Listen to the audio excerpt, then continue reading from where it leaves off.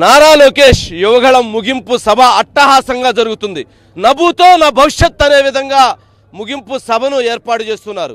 ఈ అంశానికి సంబంధించి తెలుగుదేశం పార్టీ రాష్ట్ర అధ్యక్షులైనటువంటి అచ్చెన్నాయుడు గారు ఇక్కడ ఉన్నారు.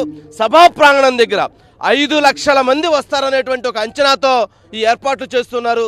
దీనికి సంబంధించి అసలు ఏం చెప్పాలనుకుంటున్నారు, దీని ద్వారా రాష్ట్ర 5 కోట్ల మంది ప్రజానీకానికి ఏం మెసేజ్ ఇవ్వాలనుకుంటున్నారు అనే అంశాలకు సంబంధించి వారిని అడిగి తెలుసుకుందాం. అచ్చెన్నాయుడు గారు నమస్కారం అండి. సార్, ఏం మెసేజ్ ఇవ్వాలనుకుంటున్నారు ఈ సభ ద్వారా?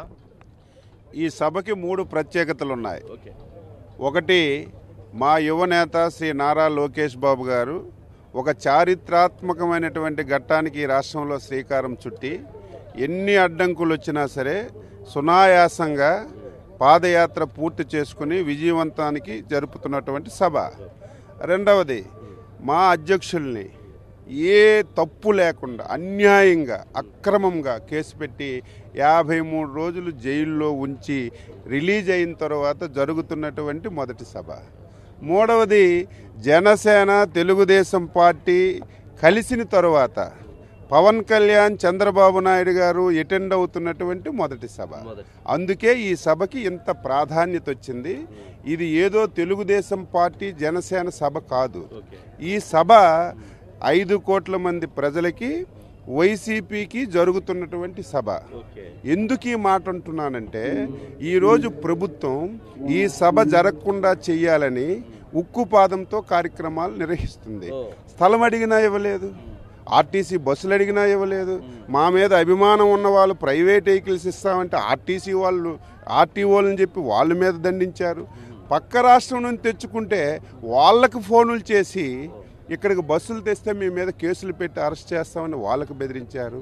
అంటే అన్ని రకాలుగా ఈ సభని ఫెయిల్ చేయాలని చెప్పి ముఖ్యమంత్రిగా ప్రత్యేకంగా ప్రయత్నం చేసినా సరే ఈరోజు 5 లక్షల మంది ఈ సభకి హాజరవుతారని అంచనా వేస్తున్నామంటే దీనికి కారణం, ప్రధానమైనటువంటి కారణం, ఎప్పుడు ఈ రాష్ట్రానికి పట్టినటువంటి జగన్మోహన్ రెడ్డి శని వదులుతుంది.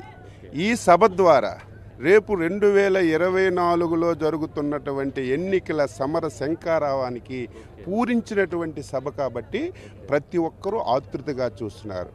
మీరు బస్సులు ఇవ్వకపోయినా, వాహనాలను అడ్డుపెట్టినా, ఎవరికి వాళ్ళు, ట్రాక్టర్లు ఉంటే ట్రాక్టర్లు, లారీలు ఉంటే లారీలు, మోటార్ సైకిల్ ఉంటే మోటార్ సైకిల్, ఏదీ లేకపోతే దేవుడిచ్చిన 2 కాళ్ళు ఉన్నాయి, దాంతోనైనా సరే గ్రామాలు కాలినడకతో నడిచి వచ్చి ఈ సభని విజయవంతం చేయాలని ఆతృతతో ఉన్నారు. కాబట్టి ఆ స్థాయిలో జరుగుతుందని భావిస్తున్నాం. శంఖారావాన్ని పూరిస్తున్నారు.